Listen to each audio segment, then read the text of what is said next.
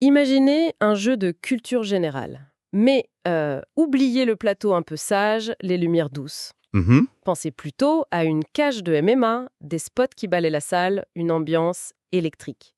Un endroit où une bonne réponse ne suffit pas toujours et où un coup bas bien placé peut retourner toute la partie.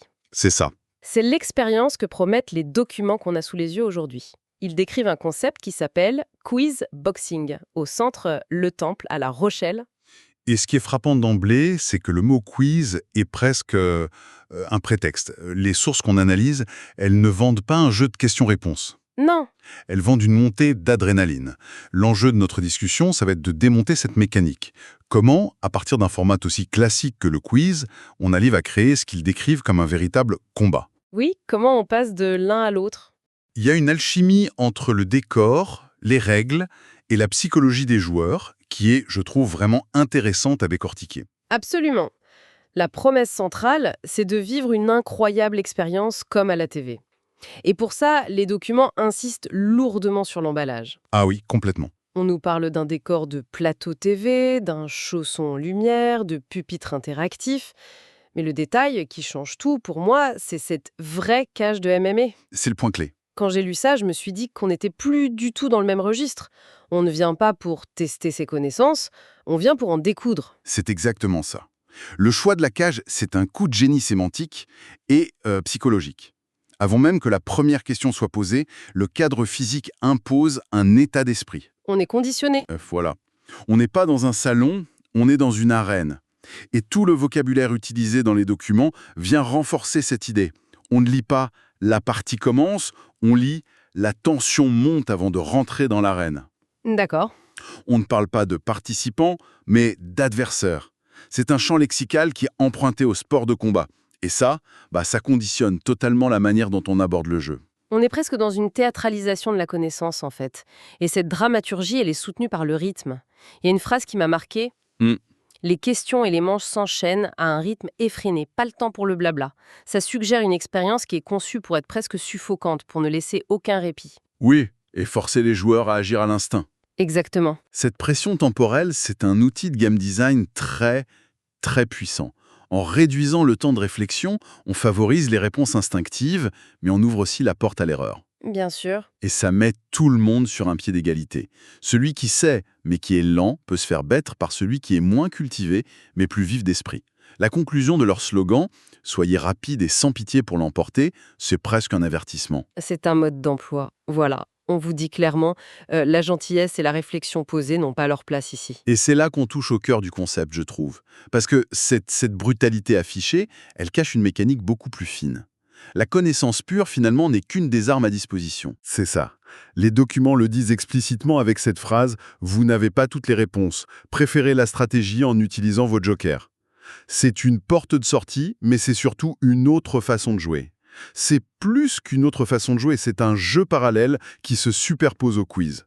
Ces jokers sont fascinants parce qu'ils transforment un jeu de savoir en un jeu de gestion de ressources et de prise de risque. Ce n'est plus juste question pour un champion, quoi. Non, ça emprunte ses codes aux jeux vidéo de stratégie. Chaque joueur gère ses connaissances, bien sûr, mais aussi une barre de vie, qui sont ses points, et des attaques spéciales, qui sont ses jokers. Alors, décortiquons-les, parce qu'ils sont vraiment au centre de tout.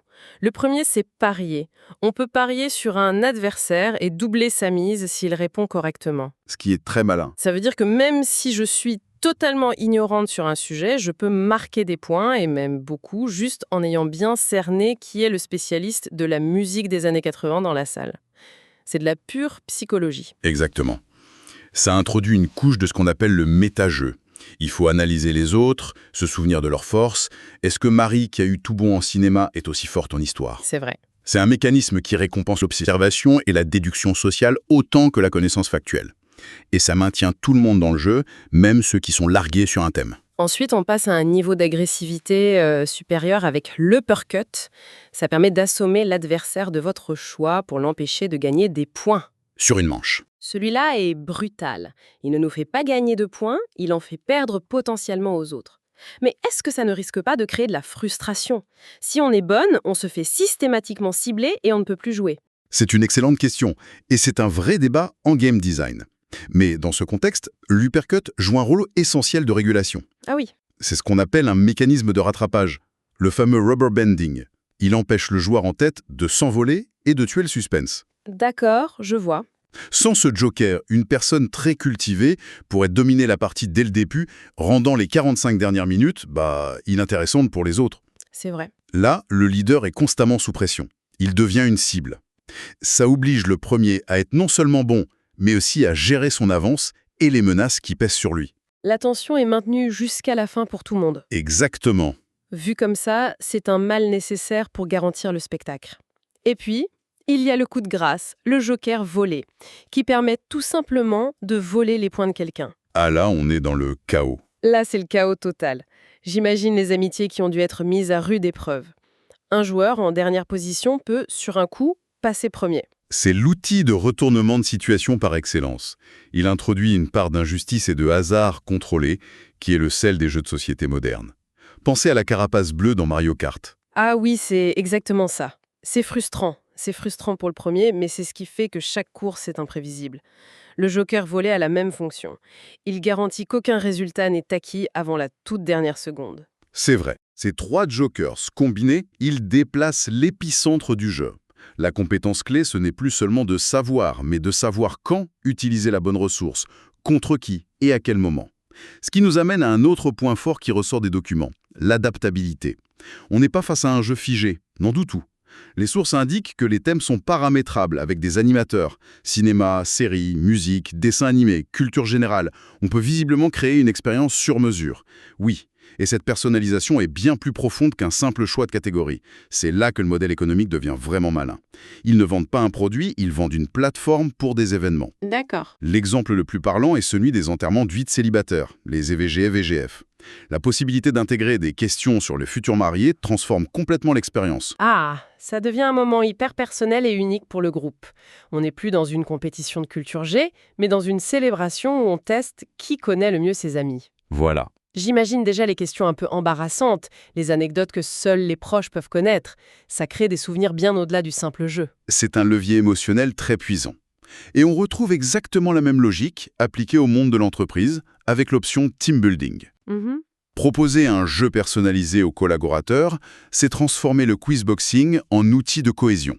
On peut imaginer des questions sur l'histoire de la boîte, sur le jargon interne, sur qui a dit quoi en réunion. Le jeu devient un prétexte pour renforcer la culture d'entreprise, mais de manière ludique. Mais est-ce que ça ne risque pas de créer des tensions? Si un manager utilise le joker volé sur un de ses collaborateurs ou l'inverse, l'ambiance peut vite devenir étrange le lundi matin à la machine à café, non? C'est un risque, bien sûr. Mais c'est aussi là que l'animateur, qui est mentionné dans les documents, doit jouer un rôle crucial de modérateur. D'accord. L'idée est de créer une compétition saine. Et bien menée, ça peut au contraire aplanir les hiérarchies le temps d'une partie. Le stagiaire qui assène un uppercut au PDG, ça peut être un moment cathartique et fédérateur, si c'est fait dans un bon esprit. Oui, je vois. Le jeu offre un espace délimité où les règles sociales habituelles sont temporairement suspendues. C'est ça, la force d'un bon team building. C'est une plateforme très flexible donc. Et pour qu'elle soit la plus ouverte possible, il y a un détail logistique qui a son importance. Lequel? Une version en anglais est disponible. Dans une ville aussi touristique que La Rochelle, ça ouvre le jeu à un public beaucoup plus large. C'est un détail qui n'en est pas un. Ça montre une vision commerciale très claire. Ça cible les touristes, bien sûr, mais aussi les entreprises internationales installées dans la région ou les groupes d'étudiants à l'étranger. C'est bien pensé. Ça dénote une ambition qui va au-delà du marché purement local et francophone. Bon, parlons concret. Qu'est-ce que tout ça signifie en pratique pour quelqu'un qui voudrait tenter l'expérience? Les documents donnent des infos assez précises. Oui. Pour le prix, on est entre 18 et 20 euros par joueur, avec un tarif étudiant à 16 euros en semaine. Ça vous parlait comment en termes de positionnement? C'est un positionnement très classique et intelligent pour le secteur du loisir, indoor. On est dans la même gamme de prix qu'un escape game, qu'un laser game ou qu'un bowling. D'accord. C'est un budget qui est accessible pour une sortie entre amis ou une petite équipe, sans être low cost, ce qui permet de maintenir une perception de qualité. Le tarif étudiant en semaine est une astuce classique mais efficace pour remplir les créneaux plus calmes. Pour la taille des groupes, c'est de 4 à 12 joueurs. C'est une fourchette assez large. Elle est large, mais elle est surtout parfaitement calibrée. En dessous de 4 joueurs, la dynamique des jokers, qui repose sur le choix des cibles, perdrait beaucoup de son intérêt. Ah oui, c'est vrai. Parier ou voler quand on n'a que 2 ou 3 adversaires, c'est limité. Et au-dessus de 12, la partie deviendrait probablement trop chaotique, le temps d'attente trop long.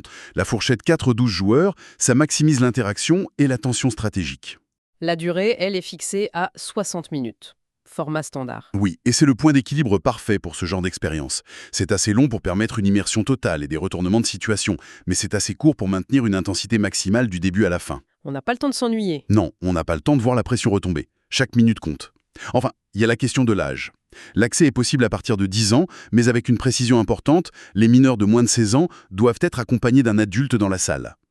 Ça le rend accessible aux familles, mais le ton général, le vocabulaire du combat, me fait penser que la cible principale reste quand même les adolescents et les jeunes adultes. Je pense aussi.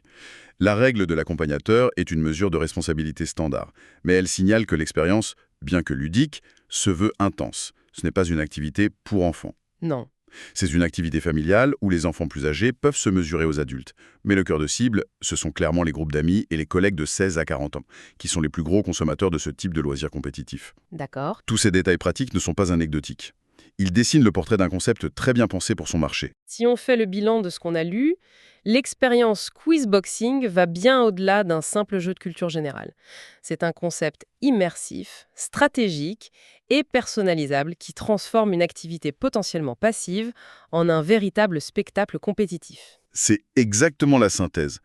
Son succès, tel que décrit dans les sources, repose sur un équilibre très maîtrisé entre 3 piliers. Ok, Le premier, c'est une atmosphère ultra scénarisée, presque théâtrale, avec la cage, le son, les lumières, qui crée un sentiment d'événement.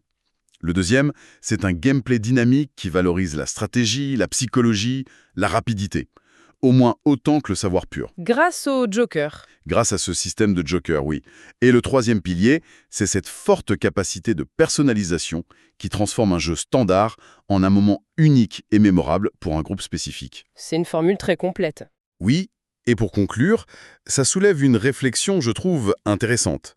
Ce modèle, qui transforme la connaissance en un sport de contact, où la stratégie est reine, est très révélateur de notre époque. Ah oui, bien sûr. À l'heure où l'information est omniprésente, où n'importe quelle réponse factuelle est à un clic de distance, le simple fait de savoir a peut-être moins de valeur qu'auparavant. C'est vrai. Et on peut se demander si l'avenir du divertissement, et peut-être même d'une certaine forme d'apprentissage, ne réside pas justement dans cette mise en scène de la connaissance. Un futur où la compétence la plus valorisée n'est plus de posséder une information, mais de savoir l'utiliser de manière tactique, créative et opportune. La question n'est plus « qu'est-ce que je sais ?». Mais qu'est-ce que je fais de ce que je sais ?